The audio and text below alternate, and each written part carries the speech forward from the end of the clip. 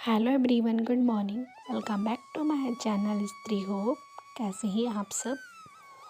आज मेरे दिन की शुरुआत हुई सुबह के 6 बजे से और बस मैं यहाँ पे नहा धो के अपनी दोनों बेटियों के लेके अपने बेडरूम में आ गई थी।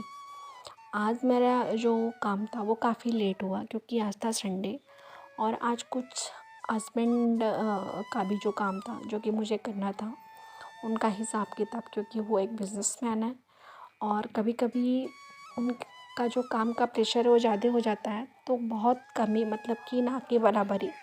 कभी कभी अगर उनके ऊपर ज़्यादा प्रेशर होता है तो मुझे कहते हैं कि हाँ ठीक है, थोड़ा सा मेरा जो मैथमेटिकल जो है वो तुम उसको सॉल्व कर दो, जो उनका मतलब जो भी होता है लेन देन। तो मैं कभी कभी देखती हूँ।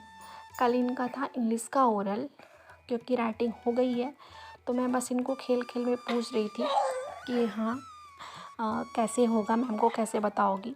और बस इन लोगों को खिलाने खुदाने के बाद, इन लोगों के साथ थोड़ा सा टाइम स्पेंड करने के बाद मैंने फाइनली इन दोनों को सुला दिया कि हाँ ठीक है, अब तुम लोग सो जाओ। और बस इन दोनों को सोने के बाद दोपहर के 3 बजे मैंने अपना फर्स्ट लॉट करी, क्योंकि आज संडे था और कहीं ना कहीं संडे को तो सच्ची बताऊँ तो मेरा लेट हो ही जाता है, क्योंकि थोड़े से काम का प्रेशर ज़्यादा होता है संडे को। इसका यूनिफॉर्म वगैरह होता है, हस्बैंड के काम होते हैं, मेरा खुद का काम होता है, खाना पीना।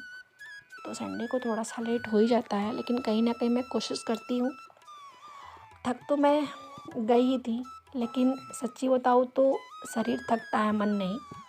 बस मैं उस सपने को पूरा करने के लिए हर दिन कोशिश करती हूँ कि ठीक है, कोई बात नहीं, लाइफ में कुछ अच्छा करना है तो फिर इतिहास वही रचता है जो चट्टानों को तोड़ के आगे बढ़ता है।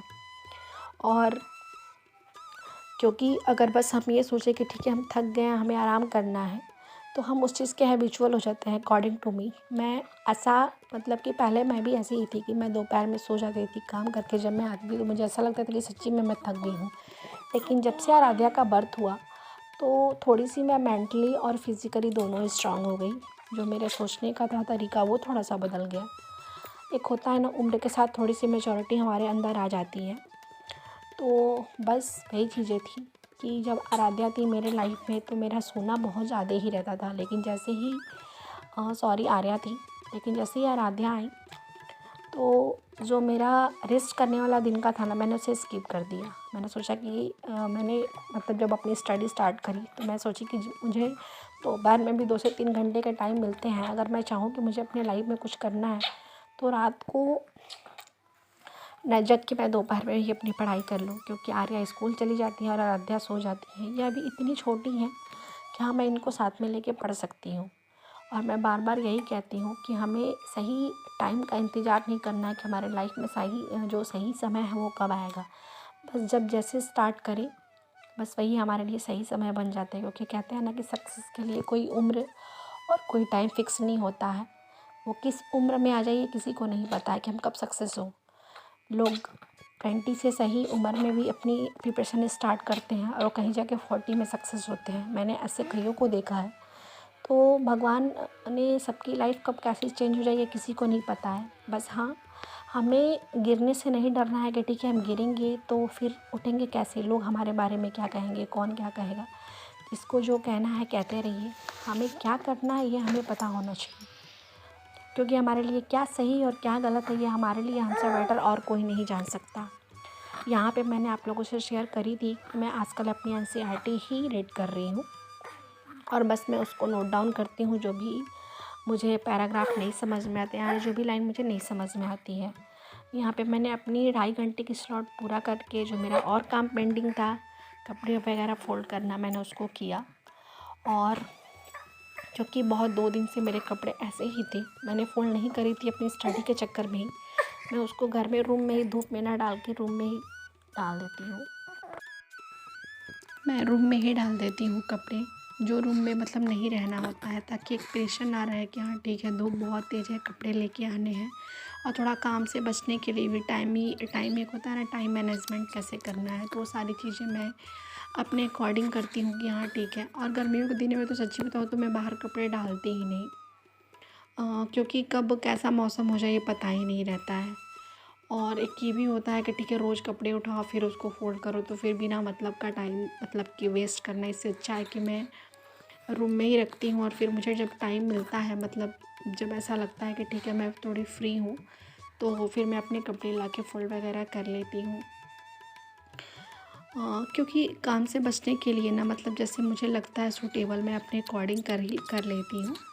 और फिर शाम के 5 बजे थोड़ा सा चाय वाय पीने के बाद हम लोगों ने सारे लोग अपने काम पे लग गए थे। मैं अपनी बेटी को लेके बड़ी वाली को बस मम्मी को छोटी वाली के पास, वो टीवी देखती हैं, तो मैंने गेस्ट रूम में उसको रख मतलब वहीं पे मम्मी के पास ही रखा था।